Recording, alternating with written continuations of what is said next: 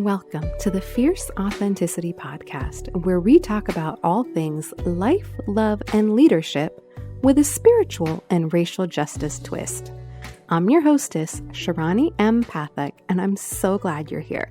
If you're a returning listener, then I want you to know every time you tune into an episode of this podcast, you're saying yes to yourself and your healing.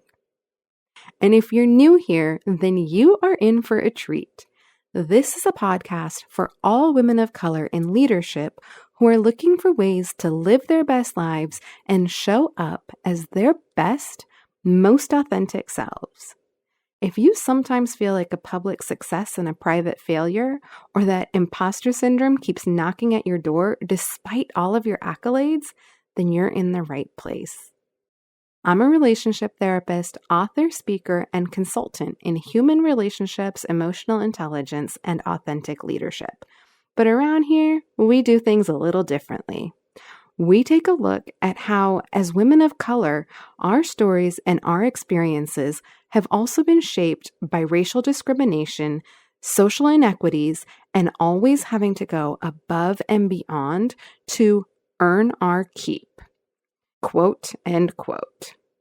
If you want to learn more about what fierce authenticity is and why it matters, especially like in times that we're in now, head on over to www.fierceauthenticity.com/start here, where you can download a free mini audio training that I've recorded just for you.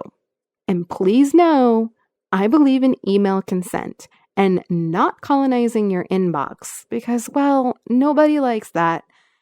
And I promise I won't email you unless you click the button to opt in and join the community. When you join the newsletter community, you'll receive bonus episodes of the podcast that I don't publicly share, invitations to community-only events like our quarterly coffee dates and Ask Me Anythings, and early access to anything I'm offering. So if that sounds good, head on over to www.fierceauthenticity.com/start here to get your free audio training, and remember to click the button if you actually want to get in on our community.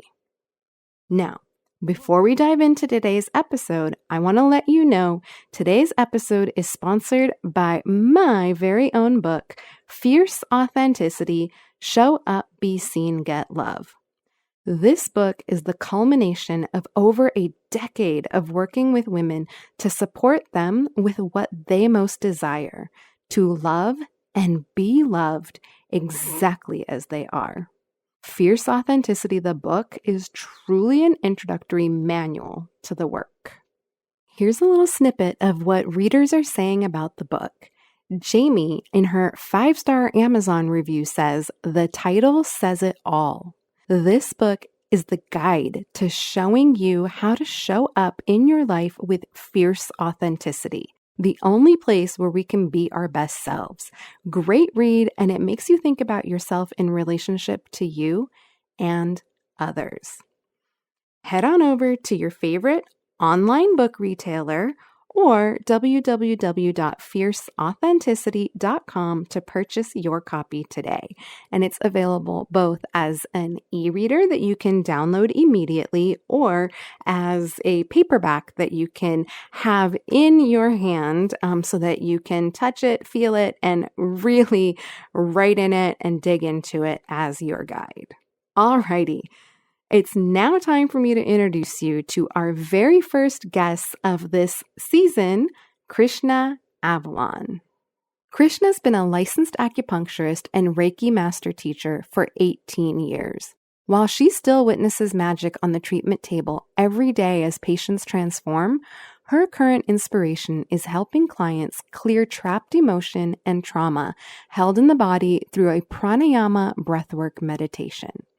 She also teaches nervous system regulation practices that help people feel safe in their bodies, trust themselves, and come out of old stories in the mind to create new life experiences. Here's why I'm excited to share this episode with you today. First off, Krishna and I begin our conversation speaking about the Bodhisattva Kuan Yin, who's often associated with compassion, mercy, and kindness. And what Krishna highlights that I just absolutely love is that it is in her gentleness that her fierceness lies. I don't know about you, but I know that every single story I've ever been told was that gentleness is weakness. And as the badass, high-achieving women of color we are, there is no room for gentle. We must simply be fierce. Which, when you think about it, fierceness without gentleness can just be scary. And then, of course, patriarchy gives us a bad rap, like the Hindu goddess Kali. But I digress. I just want you to sit with the thought that gentleness and fierceness can not only coexist, but that in your gentleness is your fierceness. Next up, I want to highlight how Krishna talks about that for us women, coming back to ourselves is where we are most empowered. In ourselves is where our power lies. I know that I used to give my power away to other people, places, and things, including the men I dated, the grades I got, the achievements I achieved, and I was miserable. When I learned to come back to myself, where my true power resides, I started to feel happier, more fulfilled, and more peace in my life. Next up, another thing I love about this interview with Krishna is her shares about being a brown woman growing up in an all-white family in an all-white town in pretty much an all-white state.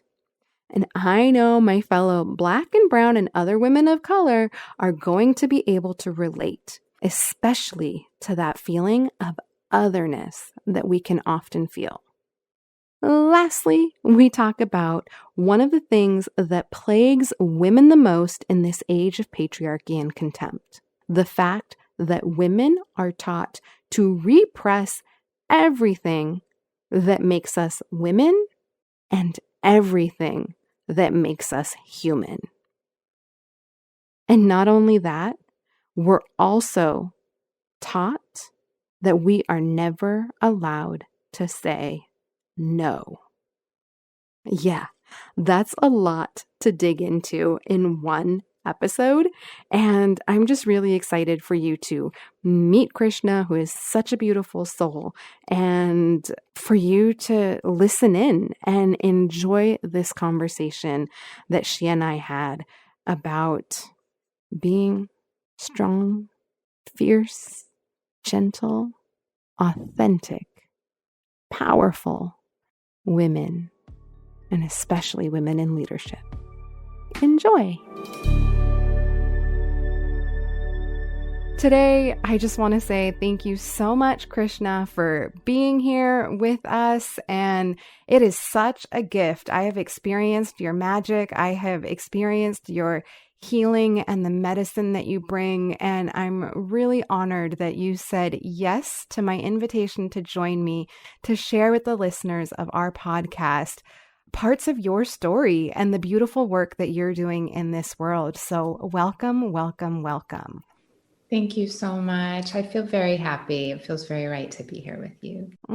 Thank you. Yeah, and I've felt that sweetness and that tender energy between us since we had this. Like, you just have this sweet, tender energy. And before we hit record, you mentioned very much this Kuan Yin energy. And I definitely feel that from you. And I know our listeners will feel that and anything else that wants to come through from our time together also.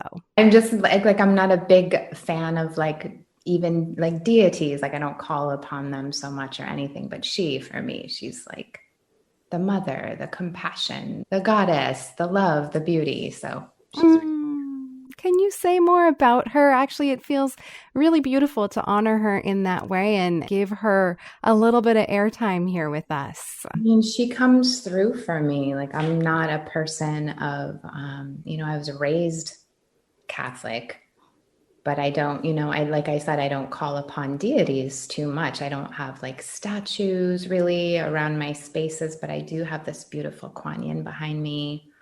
And she's just from what I feel from her, she's all mother, goddess, compassion, love, gentleness. And in that is just like this fierce strength without having to go through the world with like armor and weapons. It's just like all that empowerment just by being softness and love. So I have goosebumps as you're describing her and how you're saying that it is in all of that gentleness that is her fierceness, and just goosebumps as you say that. And that's one of the things that I do a lot of work with the women I work with around is that armor that they show up suited up with so much armor. And a lot of the work that we do is trying to help them reconnect with those aspects of the fierce feminine, of the gentleness and the softness and the receptivity, and yet also the strength and the power of how we are so incredibly powerful and we create human life and all that other stuff. So, gosh, just goosebumps when you said that about the gentleness. really how I try to show the people I work with and my daughter, like the way to be most empowered in the world is to just come back to your own energy, come back to your own heart, tend to your needs, take care of yourself like you're your own parent. And then you don't need to be in the world reacting, putting up defenses and walls and getting mad at everything. I know how I feel. Like I feel my most beautiful, my most connected when I'm in my own energy, soft and open in my heart. And so, yeah, she comes to me in meditation. Sometimes she'll come to me doing energy work. Yeah. Oh my goodness. I love that. And I love that statement that you just made. The way to be most empowered in the world is to tend to your own energy and to be connected with that. Right. I'm so glad that you feel that, because I feel like the big narratives right now are so much about how you need to be like outside of your energy, basically super pissed off at anybody that's not agreeing with you, believing with you, whatever the things are in these narratives that are only this side or that side. And to me, there's like this spectrum. There are no just two sides. And so I love the feminine. I love the masculine. And so just being able to tune into your own energy, come back to yourself, because the world is so much, as we all know. We don't even need to get into 2020, but I'm constantly trying to show people how to come back to themselves. And that's really what most people are after. It's like most people just don't have the tools to come back to their own energy, but that's what they want to feel. They want that connection. They want to feel grounded. They want to know who they are, but we're so programmed right now to be tuning in outside, to be scrolling a screen, to be distracted, to be looking at people who are not feeling and thinking the same as we are, and then looking at that person as the enemy. Yes. Oh gosh, you've taken us so deep already. And it's reminding me of a conversation that Lisa Miron and I had in an earlier episode about the duality and how we live in such a polarized time right now, exactly as you're saying. And I too have been really thinking about that and viewing it as a spectrum. Like we get so black and white, and it's really helpful to remember that it is all a spectrum. Colors of the rainbow, people. It's not just red or blue, and not even the rainbow. There's all the colors outside of the rainbow. Yeah. So just even with this election stuff that we just had, it was just like, hearing all the people who come into me and they're so worked up and they're so upset and they're so mad at the people who don't think the way they think. And I'm like, I don't care how you vote at all.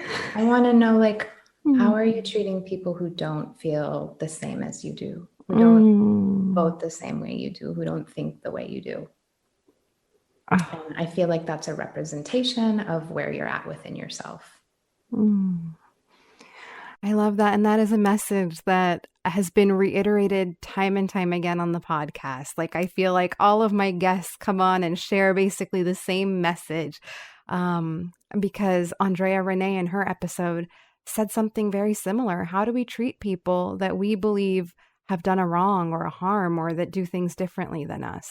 And that I need to listen to that one. I saw that you posted that. I want to check that out. yeah, And that's where it's at, isn't it? It's like, I get that there are voices that feel like they need to do the calling out. I get that. That's not my voice. And I just, I want to hold space for more love and beauty and inspiration and the things that I believe in this world. And that's my particular medicine. Yes. And it oozes right out of you. So you have definitely done your part. And I know you continue to do your part to really be able to show up from that space of love and generosity and kindness and compassion. Like, it's very evident in the way that you show up. Every time I've engaged with you, it's obvious. It's so sweet to be seen by you. It wasn't always that way. You know what I mean? I'm at an age in my life now where I can look back and be like, oh my God, like if you look back at what you were posting 10 years ago, how you were showing up in the world, behaving from your wounds and your unconscious places, still creating beauty in the world, but like not integrated yet with my shadow and tending those deeper places that needed to be looked at. And I love that acknowledgement that it wasn't always this way, that it takes some deep diving within the depths of our minds, hearts, and souls. I call it excavating these parts of our minds, hearts, and souls, because that's what it feels like. And I have so many different questions that are going on right now, because on the one hand, I would love for you to share a little bit with listeners what the work is that you do, because you mentioned that, when we were talking about these gentle, soft, sweet energies of the feminine and how, especially Kuan Yin, like that is what makes her fierce, is that softness, that gentleness, that kindness, that compassion. And it's in that her fierceness is. And you talked about, we all just want to be connected and be in relationship with our own energy. And the way that we're most empowered is to tend to our own energy. And you said that you support your clients in that process. And I also hear the element of shadow work coming in. So maybe we can answer those questions simultaneously. So can you share a little bit about your work in the world and professionally, how you support people, and then segue that into that shadow work piece? Yeah. I've been an acupuncturist for 18 years, and that really was my first love. And thank goodness for that, because that gave me direction, that got me on the path to healing, that branched out into the energy work, which you could call Reiki. I mean, it's kind of just becomes your own thing after you've been doing it for 18 years. I use sound and frequency to help people's vibration reset from like high anxiety, survival stress, low energy, whatever it is. We use sound and frequency to just invite the body to relax. So those are like my main tools in treatment the last 18 years. And then just as a space holder, seeing people, hearing people's stories, and then my work being very intuitive and heart-centered. It's like you could go to any acupuncturist, but are they just putting a bunch of points in you to move some energy, or are they very intentional in choosing the points that are going to be the most good for you at that time? So that's my work, and I feel really good about that. I still see magic all the time, every day, and I could keep doing that forever and it'd be fine.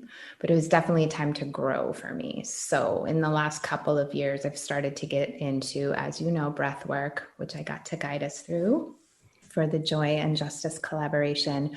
And for me, the breath work is that way for myself, and then being able to guide other people to get past the busy mind, past the ego, and then drop into where the deeper beliefs lay.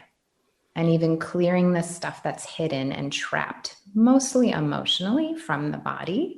And in that, you can work with the shadow, because sometimes we don't know. We don't know where we're hiding. We don't know where we're not showing up. We don't know why we're not motivated to do things. We want things, but they're not happening. We don't know why. That comes from the belief systems. And that's more than just the conscious, rational mind. So that's like the stuff that's deeper. That's the stuff that we actually create our lives from. So I love the breath work for that. And then more recently, I've been getting into nervous system regulation, specifically the vagus nerve and somatic practices, which help us tune into what we're feeling in our bodies, either sensation or emotion or both, and connect that with what we're believing and what we're telling ourselves. And usually that's a story that's very old and familiar. And then the body responds to those old familiar stories. So if you're constantly thinking like, I'm going to fail, I'm not good enough, I'm not worthy, I'm a victim, whatever it is, that's what you're going to be broadcasting, usually unconsciously. And so having just very sweet, again, gentle practices to connect what you're feeling in your body to what your mind is believing and being like, oh, wait, that's not true. And then tending your needs, so empowering. And now I'm just getting into the neuroplasticity. So really wanting to create some classes that are very accessible to people because mental health is not available to most people right now. Therapists are booked or they're expensive or their insurance isn't, whatever. And so making a class where people can show up, ground into their bodies, connect to what they're believing, maybe not realizing that they're telling themselves is not true, doing some big breath work to clear trapped emotion, get down into the subconscious, maybe breathing through the shadow, maybe breathing for our inner child that needs tending, maybe breathing for the life we want to be in and like our passion and our vision and like the beauty, connecting with our ancestors. I've had so many visions and like gone to other dimensions so many times when I've done breath work. Yeah. And then, going through there and like when we're in a certain part of the breath work, being able to say things to people that help us change our beliefs. Like, I am worthy of all the love that's available to me. So you can imagine after you've gotten to a certain point and you're open with your breath, you've connected with the story you've been telling yourself, but then you start bringing in how you want to change your subconscious beliefs. It's so powerful. Yeah. And so I can help people with acupuncture and energy work and sound, and it's beautiful, but I just know that the foundation of so many people's stuff is in those belief systems, in the old stories. Yeah.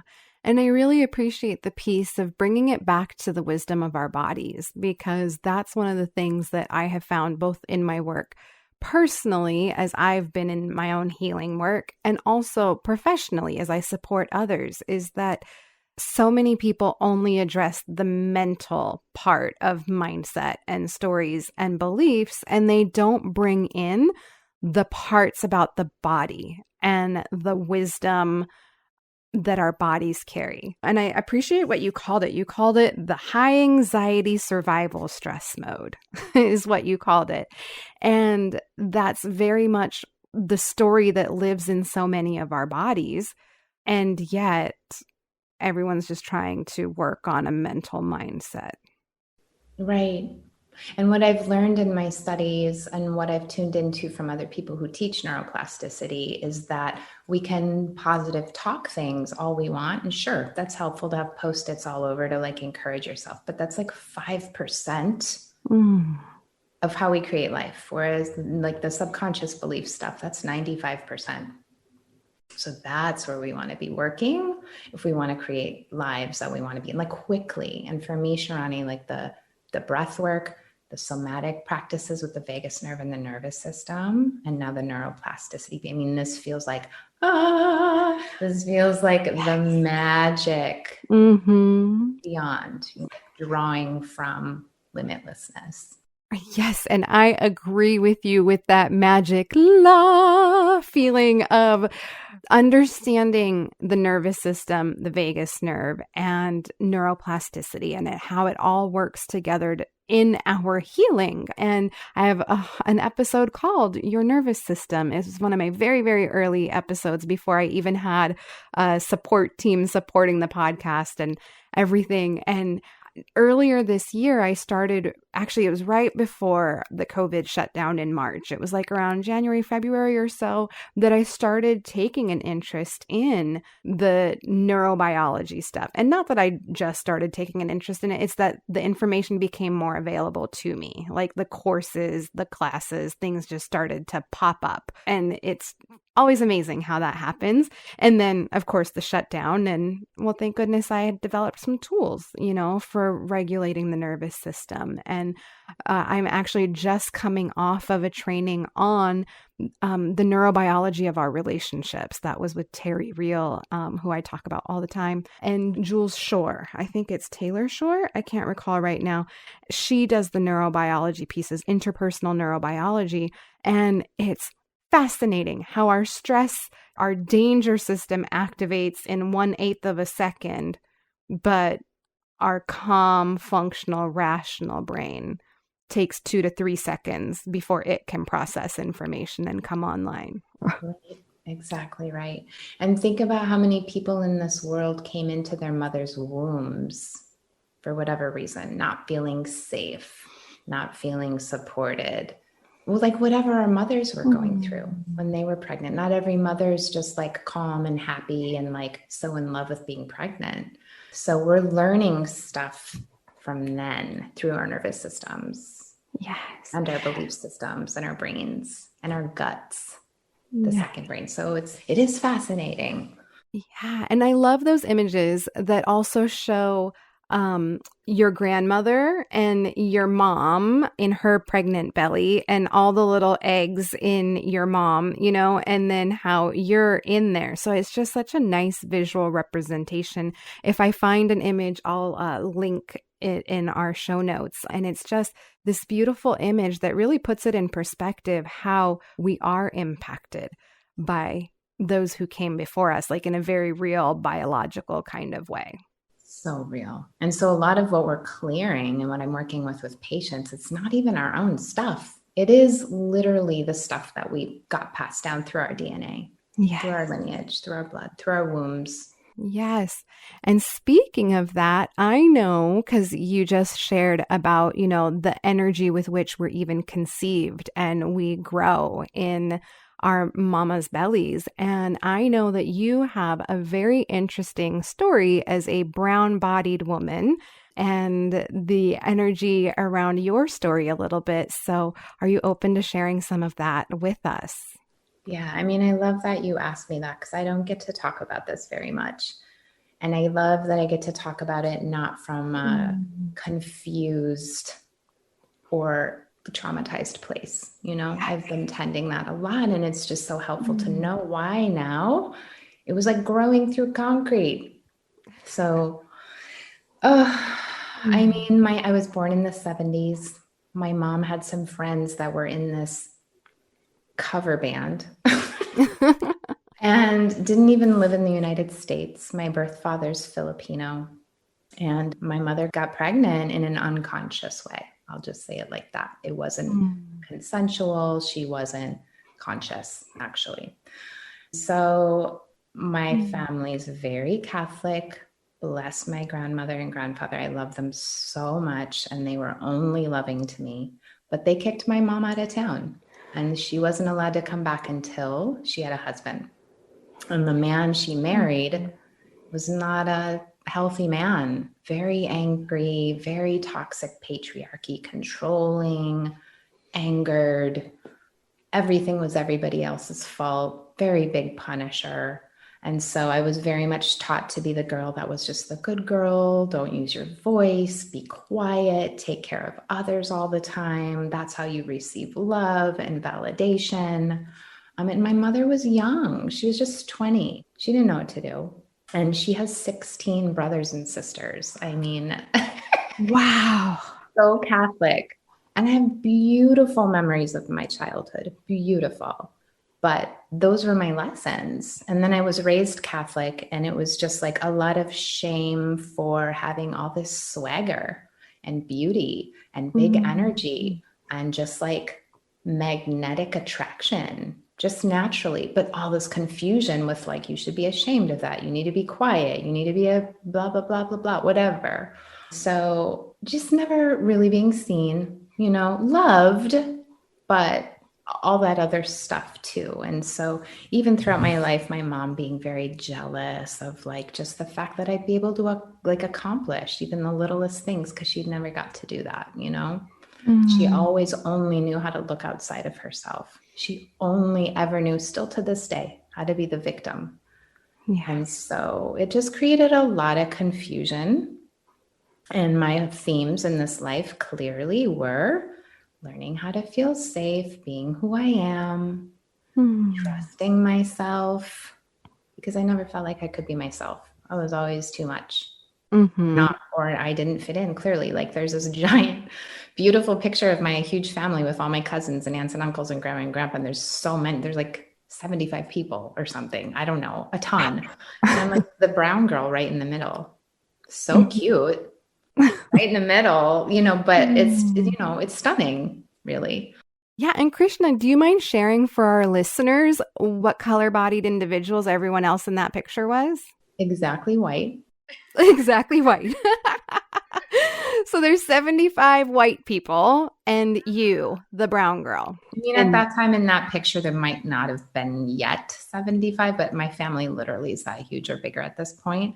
So, and this was in Green Bay, Wisconsin. So it's not like I was raised in Southern California or where there's like other brown people around. I was literally still the only brown kid in my classes. And so being like a pretty girl, so getting like that kind of attention, but also getting like definitely the racism and the shame and the confusion and the too muchness. So it was just so much confusion. So I've had to learn how to be clear in my own energy. And so naturally, that's what I'm trying to teach other people now, because that's where it's at. Like, imagine if we just learned when we are conceived and come out how loved we are, how we are perfect as we are, that we can trust ourselves. Oh my God. So my shadow has come from that kind of stuff, needing to tend to that little girl who wasn't seen or heard or didn't have a place to safely talk about the things that happened that weren't so great, and needing to basically parent myself, which is a really beautiful thing to do. When you're in the middle of a meditation and you're like going to those parts where you remember painful experiences and you know how to put your arm around yourself or look yourself in the eye at that age or that experience and be like, I got you. I'm never going to leave you again. It's going to be okay. Yeah. I mean, it's just incredibly healing. And so that's the shadow work, and being able to see those parts of you too, because most of us want to avoid that. It's painful. Yes. Or people go to talk therapy and maybe they can talk about it. But I've known people who've gone to talk therapy for 20 years and they still have plenty of stuff that seems untended. Whereas like, I feel like I can take some people through a few breath works and they're like just totally different people. So I feel grateful to come really far, really quickly in these last few years. If you're enjoying what you're hearing on the podcast and you want to take this work deeper, then hop on over to www.fierceauthenticity.com, where you can purchase your very own copy of Fierce Authenticity, the book, Show Up, Be Seen, Get Love. And you can also, while you're on the website, click the Start Here tab so that you can download that free audio training, which is actually an update to the book, and learn all about what this is, why we're here, why it matters, and how you can take what we're doing here on the podcast even deeper and even further.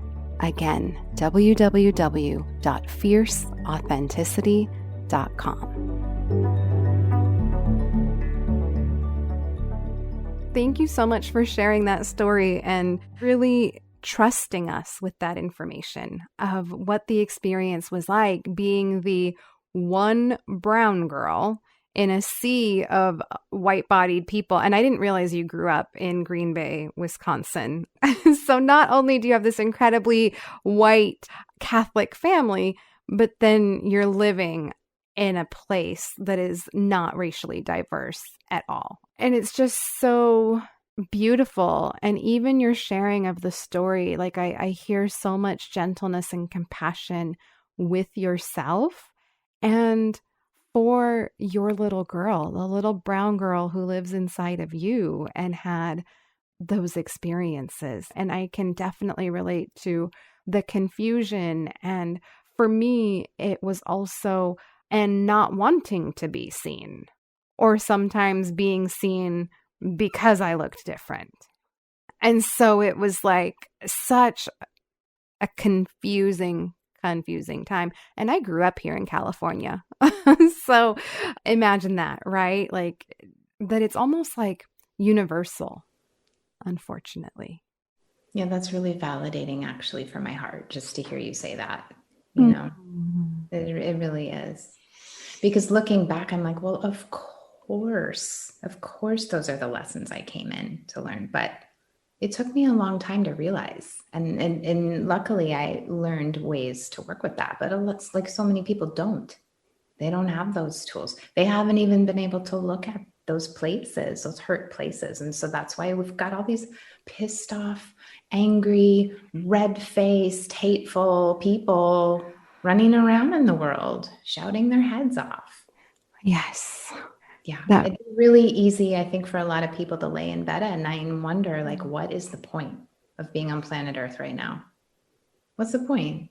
One thing after another. But I mean, if there's any opportunity for love and beauty and inspiration and pleasure, connection, expansion, I'm all about it. I'm also a mom, you know? So I want to break that cycle for my child because I come from a long lineage of martyrs, victim mentality, and just misery, just being just stuck in that and very enmeshed, not just because it was a giant family and you never ever had your own space psychically or physically, but you know, they only knew how to be with each other in each other's business all the time. I like that. I like that description of enmeshment. Be in each other's business. Yeah. And it's funny. Some of my best friends in college were Catholic and white-bodied Catholic women. And I, Indo-Fijian, and grew up with the tradition of Hinduism.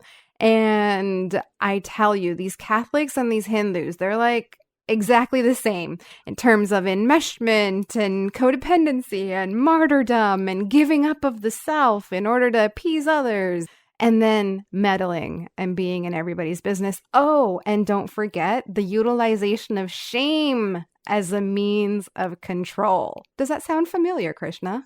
So exactly familiar. And I just love that we can both laugh about it right now instead of getting all pissed off about it. Or triggered. It's just so beautiful to be, you know, I was just with my oldest friend this last weekend and I hadn't seen her in a long time and I hadn't seen her since this year. And sadly, she's just so angry and so mad. And it's just so beautiful to be able to be around people you love and not be triggered. Be able to calmly wait for a chance to respond if you feel like talking, but not feel like you have to try and convince someone why it would be better for them to do something a different way. Right. Because even that was the old me. I used to want to give like all this beauty and love that I knew and was connecting to and felt within myself. I wanted to give that all away. And now I'm like, nope, I'm going to just keep that for myself. And if you want some of this, I can show you what I know. But I'm not going to just give it all away to you.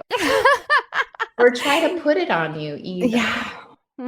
I like that. And you're not going to put it on someone. You're not going to force it upon someone. And I really appreciate that. And I'm chuckling and laughing because, ooh, do I know all those different ways of being. And it feels also really important to bring it back to how women in our culture have been trained to believe that they are supposed to give and give and give and give of themselves.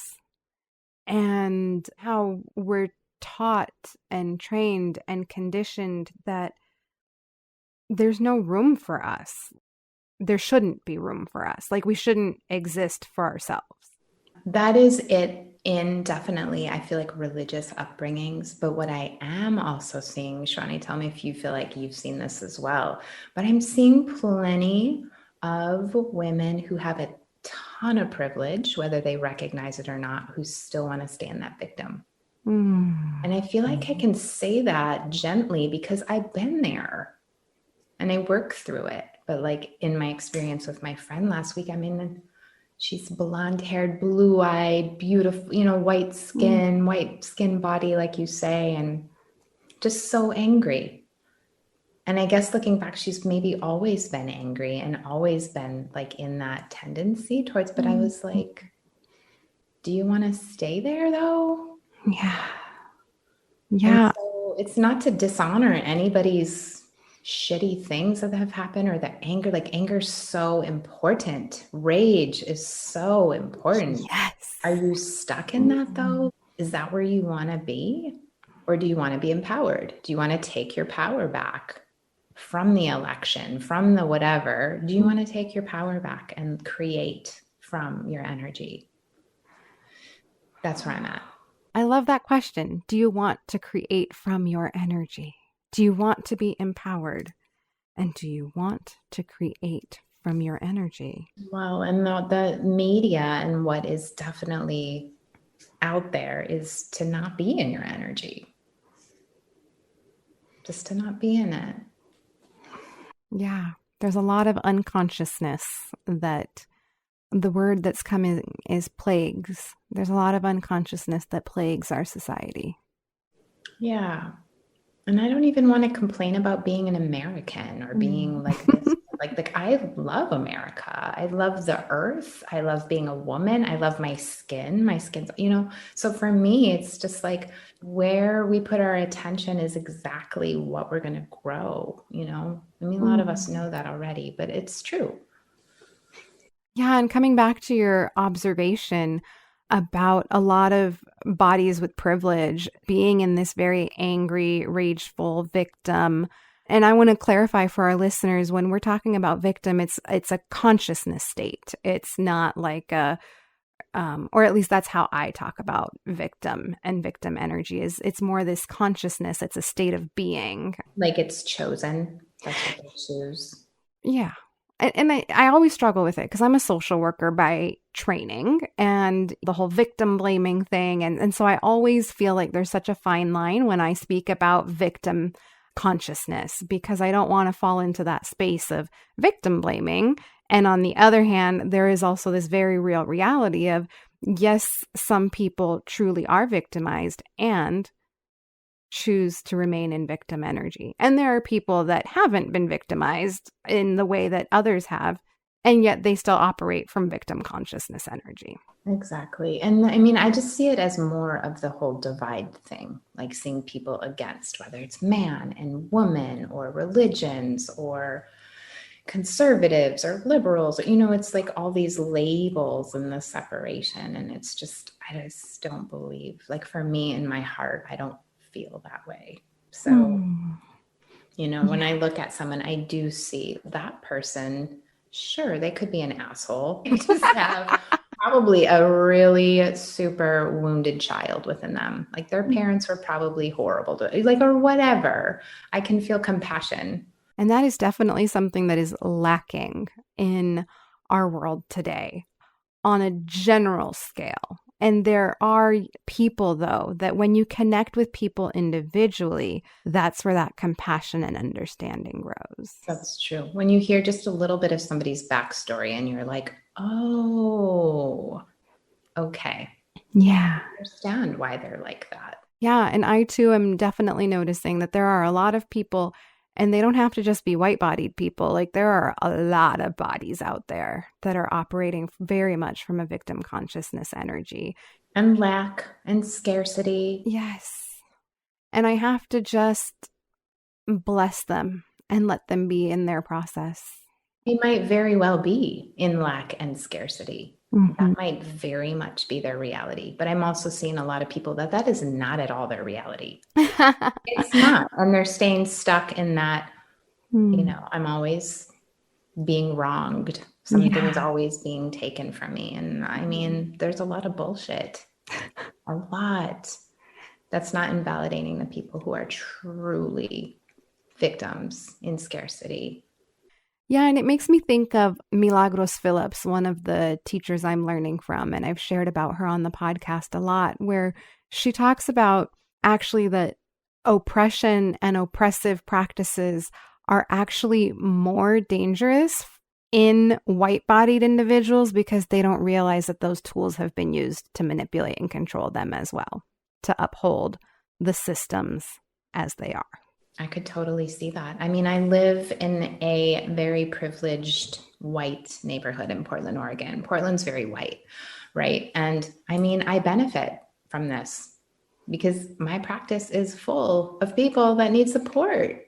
And I can guarantee you, like, especially since the Black Lives Matter movement this year getting so big, is like people feel bad complaining about their legit problems. Yeah, you can have a lot of privilege and still be a mess, an absolute mess. And so, you just definitely still want to honor, even if you are in a white body, there's some things that could be worked with and tended and healed. And yeah, and it's in that tending and in that healing that we start to become whole again. And that's when we can start to relate with people in an authentic and genuine manner without trying to one up somebody or believing that you're one down. You know, you mentioned the too much thing. I call it the too much, not enough thing, because it's, again, that polarity of, well, I'm either too much and I need to tone it down, or I'm not enough. And so I go into that shame story of how bad I suck. Exactly. 100%. And that's been me my whole life until the last few years, for sure. Yeah. And coming back to something we were talking about just now in terms of women and how so often women are taught to martyr themselves. Like, we kind of live in a culture of victimhood and martyrdom, actually, and how it doesn't really serve women to operate from that place. And so, I mean, I'm just going to say it's boring. It's boring. So boring. I mean, that was my mother. That's so much of and I love my aunties. Love them. They are playful and fun and things too. But yeah, like the story can definitely stay the same. Yeah. And I picked it up very well. I picked up shaming and guilting very well. And it's yucky. And thank goodness, I feel like I just don't do that anymore, at least so much less. Sometimes my daughter will call me on it and I'm like, okay, you're right. Yeah. Being the martyr, like doing things that you don't want to do to please others, it's never the best outcome. For one, I used to intern in this fibromyalgia clinic for like a year when I was in school. And 100% of the people in that clinic were in situations, the patients were in situations they did not want to be in, caring for people that maybe it was a parent who was mean to them.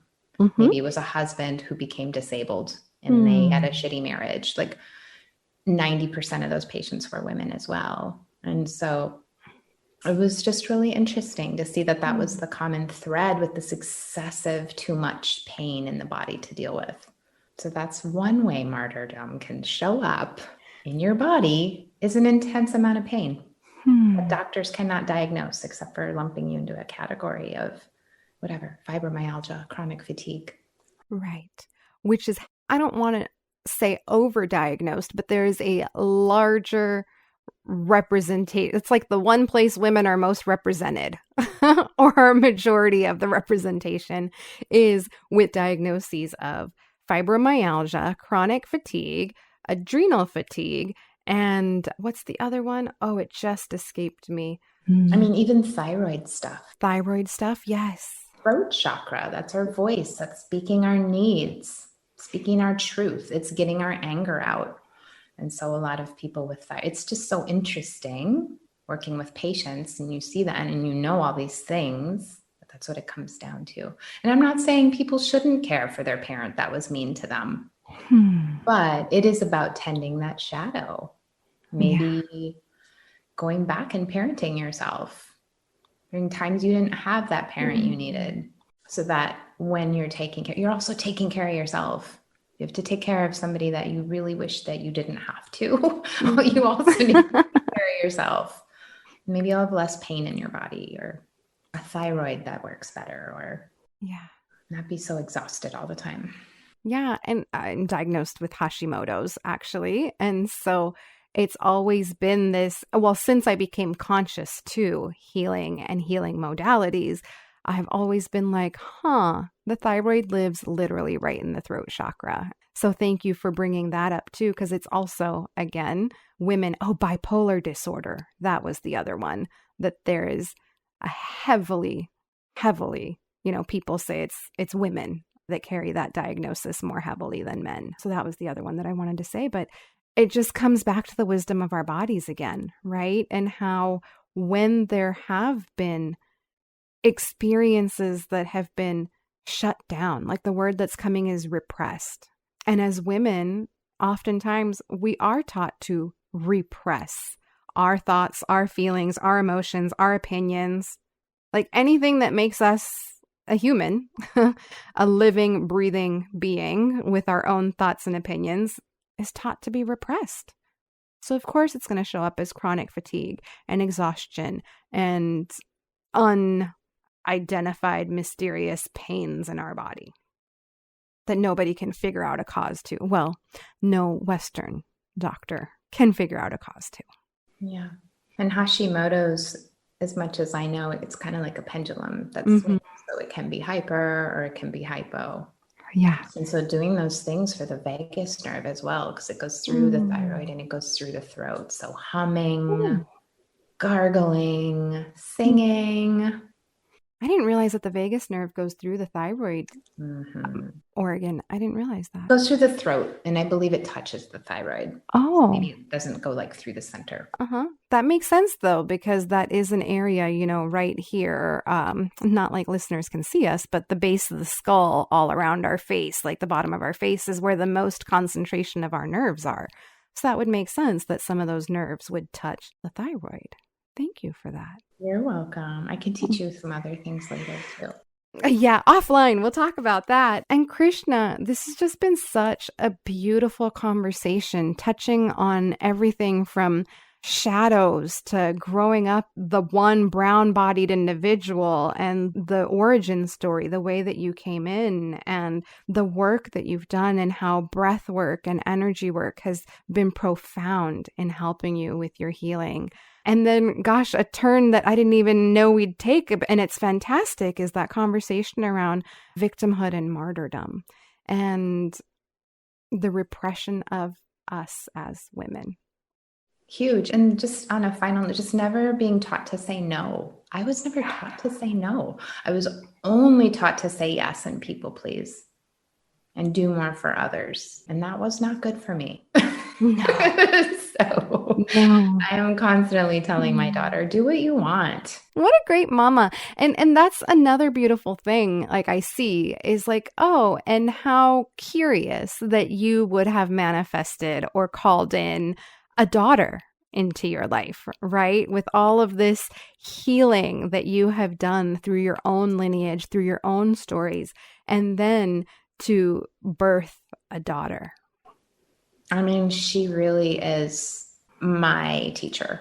She's so much wiser than me. And she's got these crazy eyes that change colors, and she sees the world, and her perspective for me is just so helpful and so beautiful and so refreshing. And so that's why I'm so grateful to have these tools to know how to parent her for who she is instead of who my conditioning would tell her to be, Yeah. So it is. She's that ancestor. What a blessing and a gift. And you call her your greatest teacher. And I think, I don't have kids, but I think that's just so beautiful when mamas can see that in their children and see their children as teachers, as opposed to wanting to control them and try to socialize them into being what was taught to them. And I feel like before we totally wrap up, there's one thing that we have mentioned over and over that we didn't totally address. And it feels like, just to tie up that loose end, we've been talking a lot about parenting, that hurt, small, scared child inside, reparenting. So can you share a little bit more from your perspective about reparenting work as a part of the healing process, and maybe even a simple tool that our listeners can use to connect with that really powerful tool? I mean, a lot of people do love guided meditation. I do as well. So anything that can help you just get into a very relaxed state, and having an intention before you go in. So it's like, if you know that there's a memory that keeps surfacing for you, that's something that wants your attention, that's something that wants healed, you can go back to that time and just sit with that. But make sure you get yourself into a relaxed state, and then you bring up that memory, and then you can ask yourself what you needed at that time.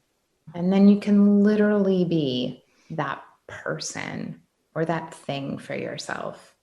And so what I'm learning about neuroplasticity, and maybe you are too, is it's all about repetition. So you want to like keep doing that and keep reinforcing that, because what we've learned all of our life is just like that same story, same habit pattern, body responding in the same way.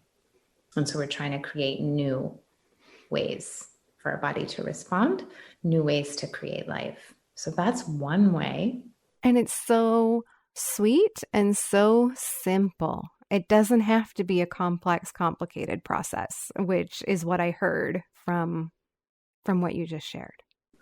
What I really do want to make too is some very affordable, accessible, because people ask me for them. So that's when I create too, is they want, practices that they can download and then just have. And so guiding people through a meditation, doing some breath work as well to work with specific themes.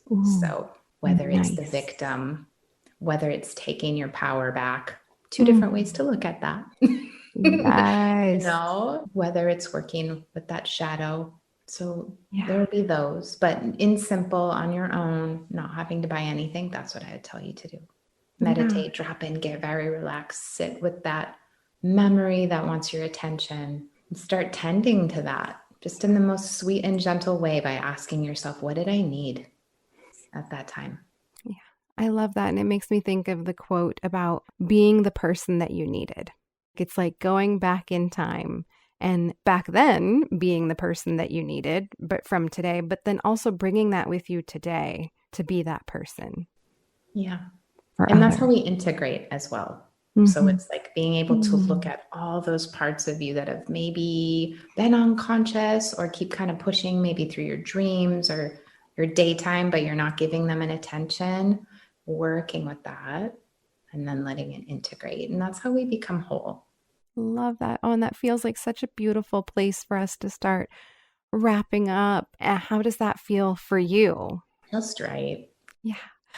All right. And so, Krishna, thank you for joining me and sharing your sweet, gentle, loving energy with me and our listeners. And before we go, how can listeners connect with you? How can they learn about your work or follow your work, especially the things that you're doing outside of your acupuncture clinic, like the breath work and the Reiki and the meditations? So how can people find you? I mean, I'm old school for the most part, so I definitely have a website, and I have a resources page where I put some free stuff that my patients love. So like the somatic practices, a couple of those, visualization for coming back into your energy, clearing your field. And then I'm going to start there is a daily breathwork practice on there. It's going to be a lot different than if I were guiding you in person or like individually or in a group live, but there is a daily one on there. And then I'll have classes specific to those themes we were just talking about, and maybe some other ones. And then socially, I like Instagram at Krishna Avalon, and then same thing for the website. Yep, that's what I was just going to confirm. I'll have those links in the podcast description, show notes at Krishna Avalon on IG and also KrishnaAvalon.com. And again, Krishna, from my heart to yours, thank you so much for being here and sharing a part of you with us today. So happy to do it. Thank you, Sharani. Thank you again so much for joining me and Krishna for this episode. And I truly hope you got as much out of this episode as I did. And remember, if you want to learn more about the Fierce Authenticity Framework, what it is, what it's all about, then be sure to head over to www.fierceauthenticity.com, where you can purchase the book and or download that free audio training and maybe even join our newsletter community, where you get lots of special perks and bonuses and special invitations that I don't share publicly. So head on over there.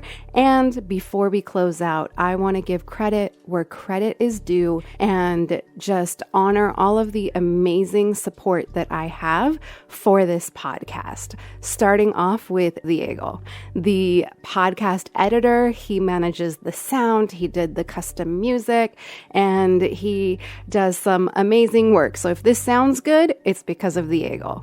Next up, I want to honor Ana Maria Olvina, who is my assistant. She puts together all of the pretty graphics that you see, the transcript and the blog post that pairs with this episode, which, by the way, if you want a transcript, go ahead and visit www.fierceauthenticity.com, where you can read a transcript of today's episode. Also, Jillian at Epoxy Studios is the one who took the photography that is our cover art and most of the images of me that you see. And lastly, I want to honor and acknowledge my source creator, God, Goddess, whose divine wisdom flows through me and allows me to do this work and bring these healing and timely messages to you.